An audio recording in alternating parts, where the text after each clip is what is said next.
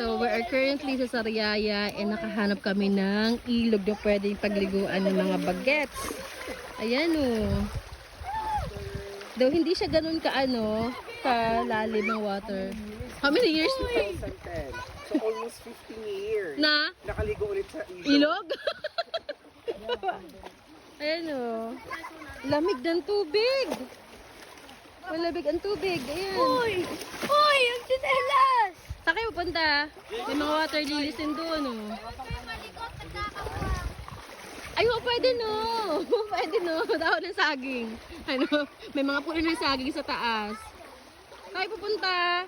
O, tigin doon nyo yung tubig sa unahan. Ang gagaling nyo. Ang sarap ng ligo nila dito, oh.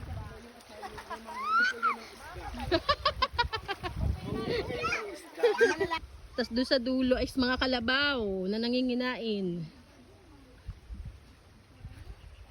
Napaka-peaceful dito. Dinig mo yung huni ng ibon. Yung sikat ng araw. Ano, if you can just see what I'm seeing right now. Tapos mga flowers yung water lilies. Flowering na sila. Ang saya tira ng mga bata, oh. Ay, may kalabaw pala doon sa dulo. Mag-inang kalabaw. So, ito siya sa taas. And then, bababa ka lang ng ganyan. Dito na yung sapa. Yan. Yan ang mga party people. Ang mga galing sa lungsod. Naghahanap ng ilog. Yan. Hangin. Nakaka-fresh ng air. Ooh.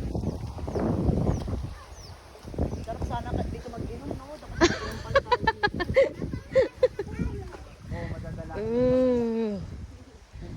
So refreshing.